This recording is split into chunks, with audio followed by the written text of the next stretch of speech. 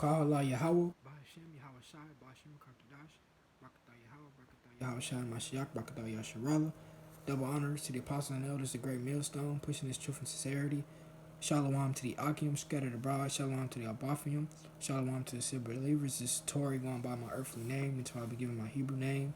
The overall, I guess, message of this video would just be give all honor to glory in God at all times for anything and everything. So with that being said, I'm gonna get straight into the scriptures. I'm going to 2 Peter chapter 1 verse 20, and it says, knowing this first, that no prophecy of the scripture is of any private interpretation, for the prophecy came not in old time by the will of man, but holy men of God spake as if they were moved by the Holy Ghost. So with that being said, anything I ever say in any of my videos is not going to be my opinion, what I think, what I want to happen, what I wish, this, that, and the third. It's going to be strictly the Bible, the words of God, the words of Yahweh, the words of Yahweh Shai. So I'm going to 1 Peter chapter 5, verse 5. 1 Peter chapter 5, verse 5. And it says, likewise, ye younger, submit yourselves unto the elder. Yet all of you be subject one to another, and be clothed with humility, for God resisteth the proud and give grace to the humble. So everything you should be doing, it should be just in humble and sincerity, with no pride involved. And I know sometimes we as humanly man, us operating in the flesh, it's hard. We let our pride, the pride of life, get in the way. But ultimately, you're not doing nothing without the power of Yahweh moving through you, or what he has set out predestined for you to do. So it ain't you doing nothing, whatever you think you did. Oh yeah, I feel like I'm the shit because I got this going on, or I feel like I'm the best at this because, or my life is so great because I got a great job. Or no, it's not you doing nothing. It's strictly Yahweh. I'm going to the book of Isaiah, chapter 10, verse 15. Says, shall the axe boast itself against him that heweth therewith?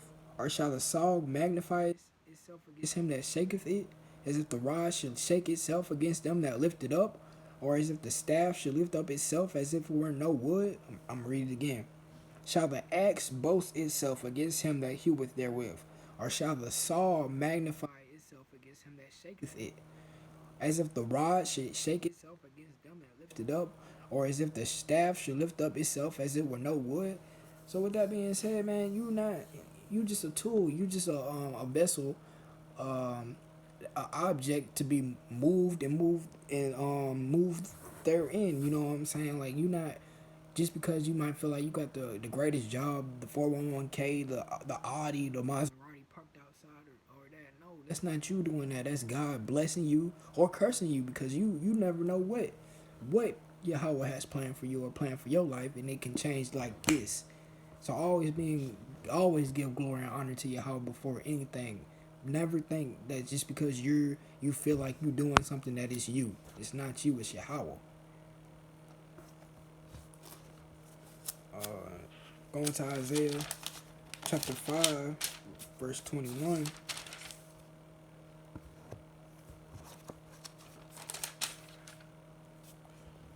says, woe unto them that are wise in their own eyes and prudent in their own sight.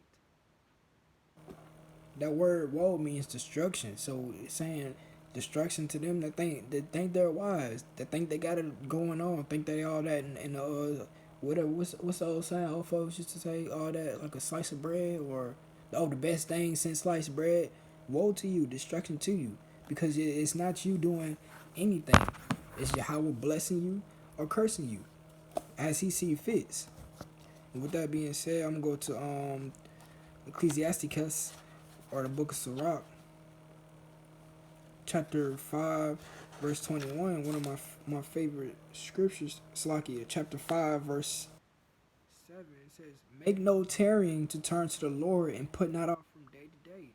For suddenly shall the wrath of the Lord come forth, and in thy security thou shalt be destroyed and perish in the day of vengeance. I'm reading again.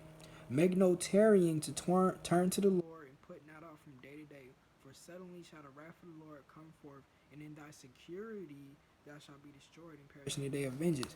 So, all like I'm saying, give all glory and honor and praise to Yahawah. Not even first, just that's it. Because you gonna be thinking in your earthly mind, yeah, I got it going on, man. I got the best life. I got the best this, the best that. I got it all going on. I got it all figured out. And then just like that, it's gonna be taken from you, or in that day, the last days which we are living in right now, when Yahawashi comes back to establish the kingdom of heaven on earth, you gonna be destroyed thinking that, oh, I had it all going on. Yeah, I was the top man in the earth's kingdom. I was the biggest trapper, the biggest scammer. This, that, and the third. I had my bank account always had over 10 racks in it. This, that, and the third. That doesn't even really matter in the eyes of Yahweh because he's not a respecter of persons. That being said, I'm gonna go to Romans chapter 9,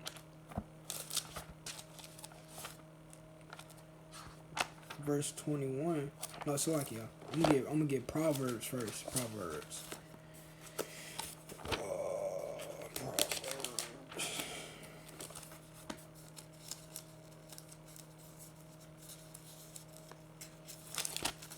Proverbs chapter 16, verse 4.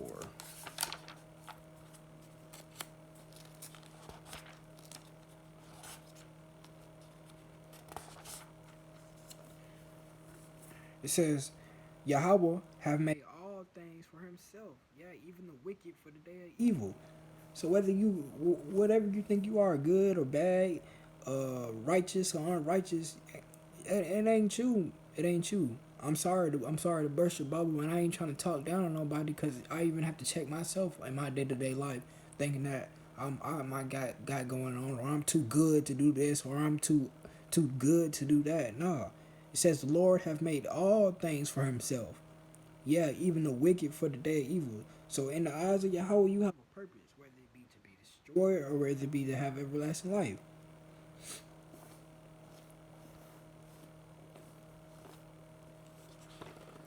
That being said, I'm gonna go to Romans chapter 9, verse 21.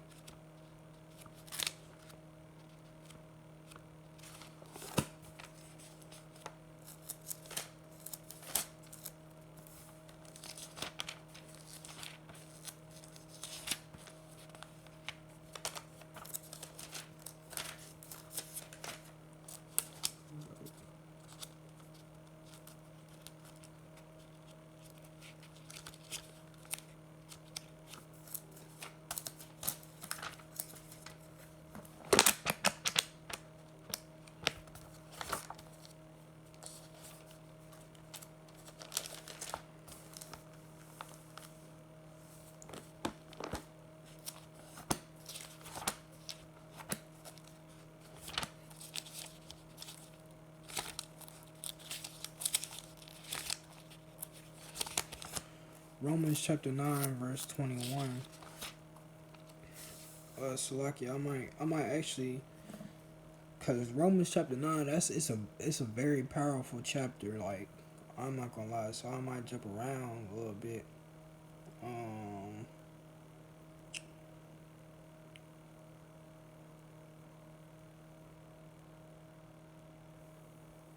I'm gonna start at verse 7.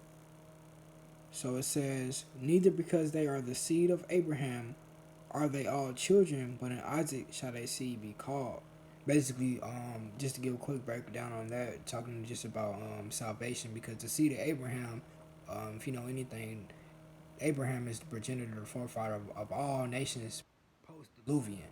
So after the flood, Abraham was chosen for all nations to be to spring out of, but it was through Isaac that Jacob was able to come forth, and that's where we see the 12 tribes of Israel spring out of.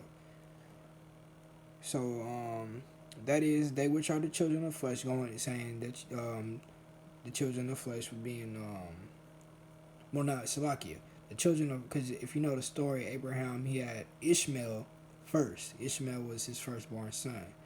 So it's saying that Ishmael would be the children of the flesh because Abraham didn't believe that Yahweh would open up Sarah's womb. You know the story that Abraham laid with Sarah's handmaid to have Ishmael, to have children of flesh. And it says, that is, they which are the children of flesh, the Ishmaelites. These are not the children of God, but the children of promise are counted for the seed, going by the through the seed of Isaac. That's where we see Jacob spring forth from the progenitor of the 12 tribes of Israel. For this is the word of the promise: at the time will I come, and Sarah shall have a son. And not only this, but when Rebekah also had conceived by one, even by our father Isaac. This is the verse to key on. This is Romans chapter 9 verse 11. For the children being not yet born, neither have done in any good or evil, that the purpose of God according to election might stand, not of works, but of him that calleth. I'm going to read it again. Romans chapter 9 verse 11. For the children being not yet born, neither have done any good or evil, that the purpose of God according to election might stand, not of works, but of him that calleth. So basically, going back into what I'm saying, no, you thinking you doing everything by yourself, or you thinking that just because you might have knowledge in certain fields or knowledge in certain things, that it's you that's the person that's the best thing since sliced bread. And that's not true. It's Yahweh working through you, by you, and for him.